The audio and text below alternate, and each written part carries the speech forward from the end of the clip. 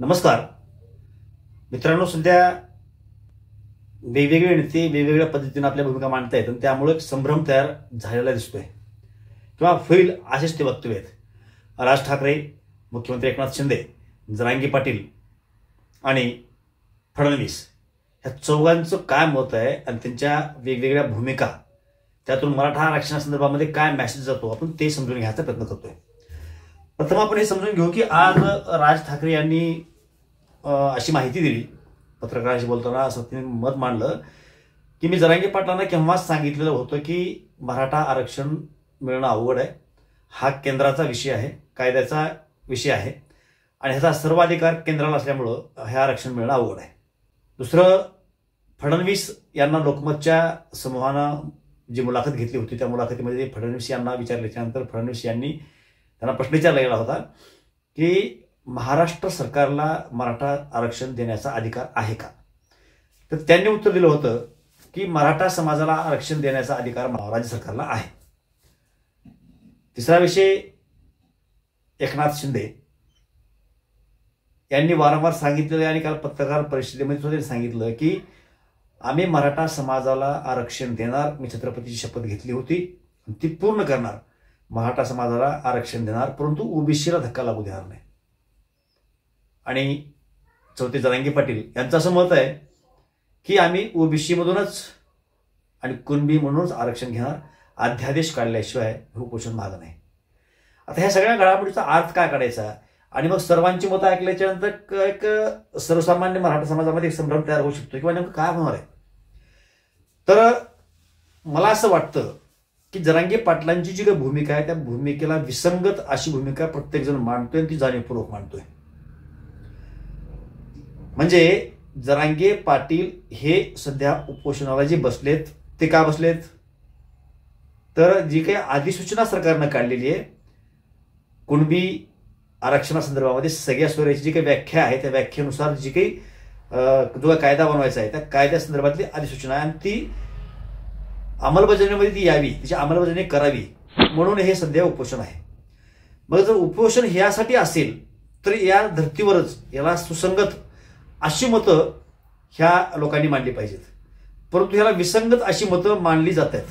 म्हणजे राज ठाकरे सारख्या व्यक्तीला हे लक्षामध्ये येत नसेल का की जरांगे पाटील हे कुणबीचं आणि ओबीसी मधूनच आरक्षण पाहिजे म्हणून तिसऱ्यांदा उपोषणाला बसलेले आहेत. आणि ह्या उपोषणामागला महत्वाचं कारण असं आहे की जो काही अध्यादेश काढणं आवश्यक आहे, अधिसूचना काढलेली आहे त्याच्या अनुषंगाने जो कायदा बनवणं आवश्यक आहे तो कायदा बनावा म्हणून ते उपोषणाला बसलेले आहेत. आणि या गोष्टीचा केंद्र सरकार देणाऱ्या त्या आरक्षणाची कुठलाही संबंध नाही. हे कुणालाही कळतं, हे राज ठाकरे यांना सुद्धा कळत असेल ना, तरी ते ह्यावर भाष्य न करता ते सांगतायत. म्हणजे विसंगती समाजामध्ये पसरवण्याचा प्रयत्न करतात. काही लोकांना मधल्या लहान सहान गोष्टी कळत नाहीत, मग संभ्रम तयार व्हावा आणि जरांगे पाटलाबद्दलची जी काही विश्वासार्हता आहे ती कमी व्हावी, असं ही भूमिका आहे असं वाटायला जागा आहे, तसं असू शकतं. दुसरा विषय, फडणवीस यांनी काय सांगितलं की राज्य सरकारला आरक्षण देण्याचा अधिकार आहे आणि मग अधिकार असेल तर त्या अधिकाराचा वापर करून हे आरक्षण देतील.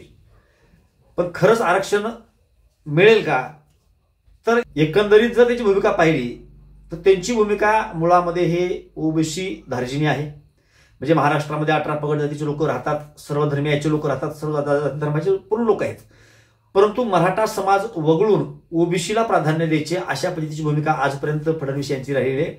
आणि ते सांगतायत की मराठा समाजाला आम्ही आरक्षण देऊ शकतो कारण तो अधिकार आम्हाला आहे. आता खरंच महाराष्ट्र सरकारला हा अधिकार आहे का, तर आरक्षण देण्याचा अधिकार राज्य सरकारला आहे, परंतु राज्य सरकारच्या ऍक्टमधला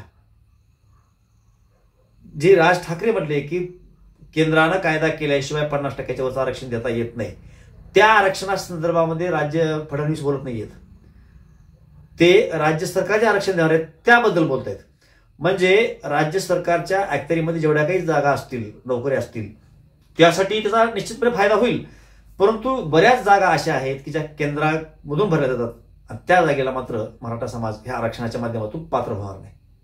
अशा पद्धतीची भूमिका फडणवीस यांची आहे. अगदी याला पूरक अशी भूमिका एकनाथ शिंदे यांनी सुद्धा मांडलेली आहे. छत्रपती शिवाजी महाराजांची मी शपथ घेतलेली आणि त्या शपथ मी पूर्ण करतोय आणि 20 तारखेला आम्ही मराठा समाजाला आरक्षण 100% देऊ. म्हणजे ते सुद्धा हेच सांगतायत. म्हणजे त्यांना अध्यादेश काढतील आणि मराठा समाजाला आम्ही 13% जी काही त्यांची टक्केवारी असेल ते ठरवतील, त्या हिशोबाने आरक्षण देऊन ते बाजूला होतील. परंतु जरांगे पाटील जे मागतायत ते हे आरक्षण आहे का? निश्चितच नाही. आणि मग जरांगे पाटील ज्या विषयावरती आरक्षणाचा मुद्दा मांडतायत त्या विषयावरती ही तिन्ही नेते बोललेले नाहीत, किंवा महाराष्ट्रामधले सत्तेमधले सत्तेच्या बाहेरचे जे कोणी पदावरती लोक आहेत, आमदार म्हणून लोक आहेत, यापैकी कुणीही हा मुद्दा मांडायला तयार नाही. फक्त जरांगे पाटील मात्र म्हणतायत की आमचा सगळ्या सोयऱ्याचा कायदा पास झाल्याशिवाय आम्ही उपोषण मागे घेणार नाही. म्हणजे 20 तारखेच्या नंतर काय होऊ शकेल ह्याचा अंदाज बांधायचा म्हटला तर जरांगे पाटलांना हे उपोषण पुढे चालू ठेवावं लागेल. सगळ्या सोयऱ्यांचा कायदा कदाचित पास होणार नाही. सरकार निश्चितपणे मराठा समाजाला आरक्षण देईल, पण हे 13% देईल आणि ते फक्त महाराष्ट्र लेवलपर्यंत देईल. महाराष्ट्राच्या बाहेरच्या नोकऱ्याला त्याचा फायदा होणार नाही आणि त्यामुळे विशेष असं काही पदरामध्ये मराठ्याचं पडणार नाही.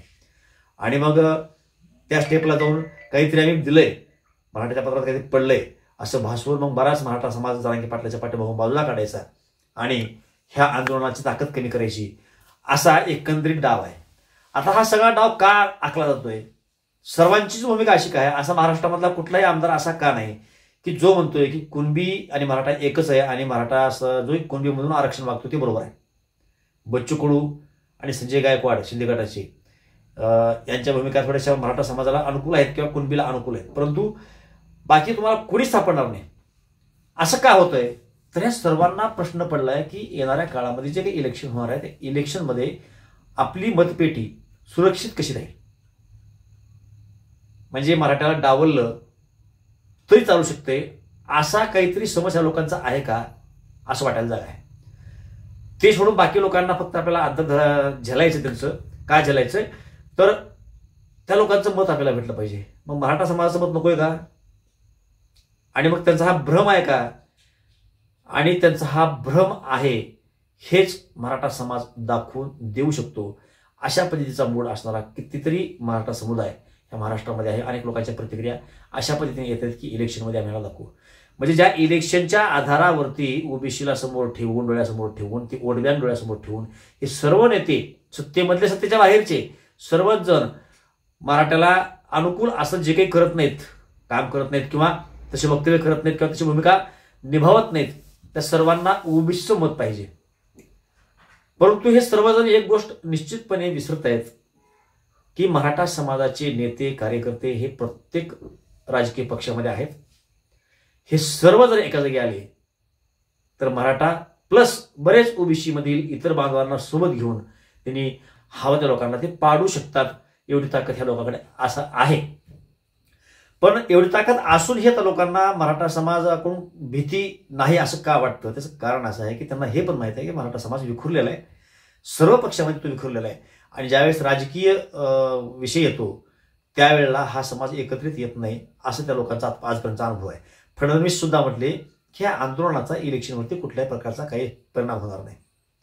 म्हणजे या लोकांना राजकीय भीतीच नाहीये की मराठा समाजामुळे आपलं राजकीय काही अस्तित्व नाहीसं होऊ शकतंय असं त्यांना वाटत नाही.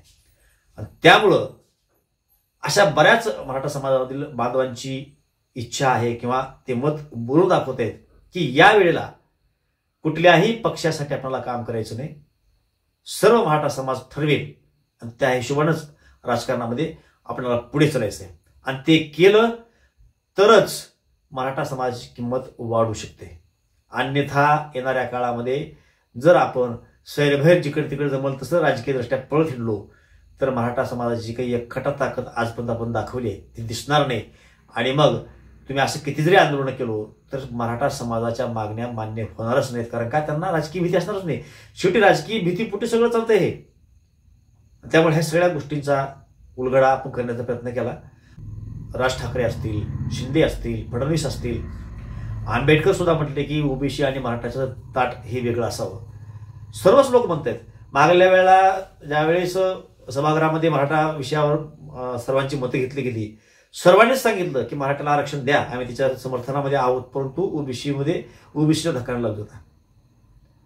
त्यामुळं ओबीसीलाचा एवढा उद्भव होतोय तो एवढ्यासाठी होतोय की त्यांची एकखट्टा मतदान आहे असं त्यांना वाटतं. आणि मराठा समाजाकडे दुर्लक्ष का होतोय तर त्यांना असं वाटतं की मराठा समाज एक खट्टा मतदान करू शकत नाही. त्यामुळं यावेळेला सर्व मराठा बांधवांनी एक खट्टा मतदान कसं होईल हे लक्षात ठेवा. कुठल्याच प्रकारची गणितं मारू नयेत. आज आपण काही लोक शरद पवार यांना विरोध करणारे आहेत. काही होईल पण आम्ही शरद पवारला मतदान करणार नाही असे म्हणणारे लोक आहेत. तर काही असेही लोक आहेत की ते म्हणतात की आम्ही काही होईल पण अजित पवारला मतदान करणार नाही. तसंच भाजपला सुद्धा मतदान करणारच नाही असं म्हणणारे बरेच लोक आहेत. शिंदे गटाला सुद्धा मतदान करणार नाही असे म्हणणारे काही लोक आहेत मराठा समाजामधले.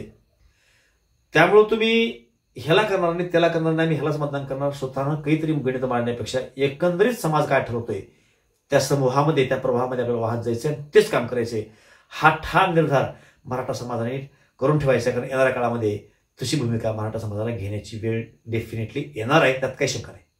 त्यामुळं एक खट्टा राहा, एकत्रित राहा, राजकीय दृष्ट्या एकत्रित राहा. आज जसं आपण आंदोलनामध्ये जरांगे पाटलांच्या पाठीशी त्यांनी हाक देतील त्या पद्धतीने मागे राहिलोय त्याच पद्धतीनं राजकारणामध्ये सुद्धा जरांगे पाटील सांगतील त्या पद्धतीनेच आपण राजकीय भूमिका घ्यायची असा निर्धार मराठा समाजाने करून ठेवायचे. मनाची तशी भूमिका करून ठेवायचे. आपले कुणी जरी नेते असतील त्या सर्वांना सांगून टाकायचे की आत्ताच आम्ही आमची भूमिका कुठली मांडू शकत नाही. वरून जो आदेश येईल त्या पद्धतीनं आम्ही यावेळेला भूमिका घेणार आहोत.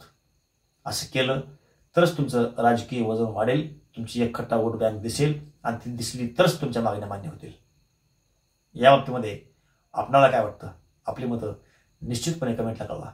ही माहिती आवडली असेल इथं आपण पोहोचवा. व्हिडिओला सुद्धा लाईक करून घ्या. चॅनलला सुद्धा लगेच सबस्क्राईब करून घ्या जेणेकरून आपल्या पण आम्हाला वेळेमध्ये पोहोचता येईल. लवकरच भेटू. जय महाराष्ट्र.